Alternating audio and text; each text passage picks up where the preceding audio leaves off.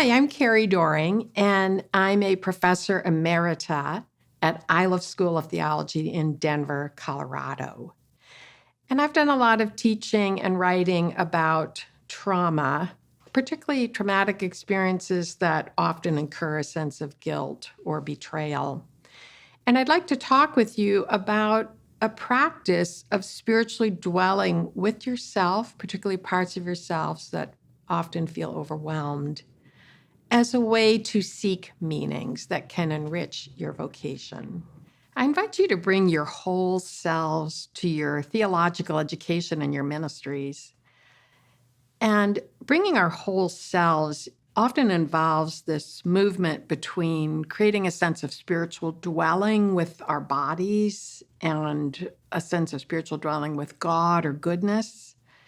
And once we have that sense of spiritual dwelling, we start to experience our bodies as a source of insight, especially for tracking how our bodies experience stress, like anxiety or depression or anger or guilt or shame. And when we have practices that help us experience our bodies as good, we can pay attention to those parts of us that are reacting to stress. And one practice I often use is just to sigh and place my hand on my heart while I sigh. And it's a way to just rest with myself and pay attention to what I'm experiencing within me and around me.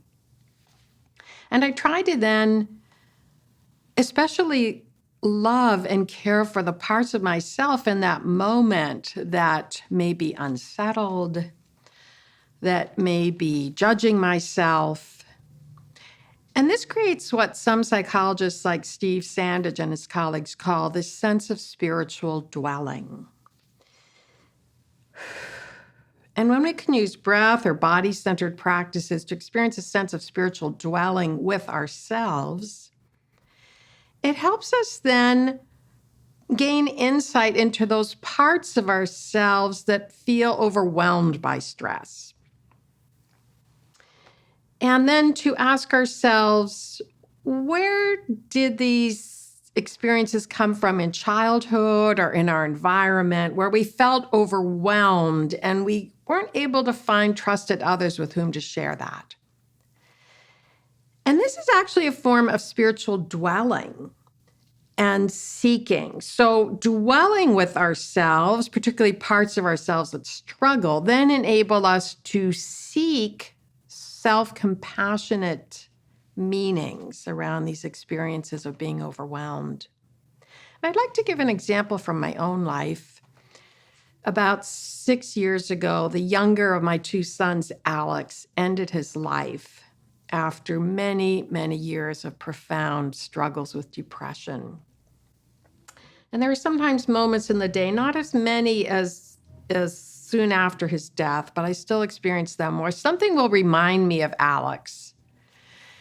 And I often try to just stop and take a deep breath and speak to Alex, like say, I miss you, or I remember you. And I try to remember moments of goodness with Alex.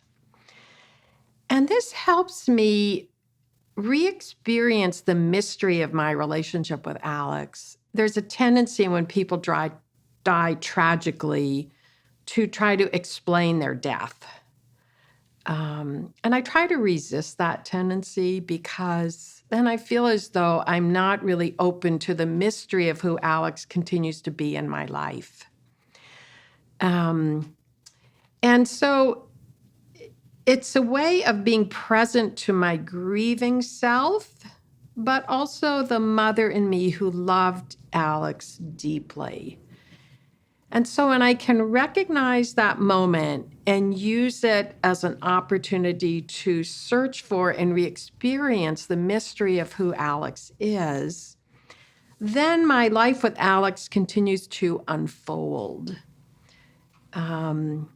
So this is an example of how just spiritual dwelling with myself helps me pay attention to those moments of grief where something reminds me of Alex.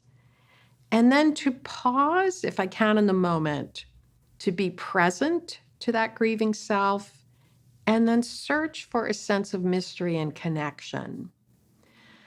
And this helps me just be open in my life to experiences that could so easily be overwhelming, but then become a source of goodness.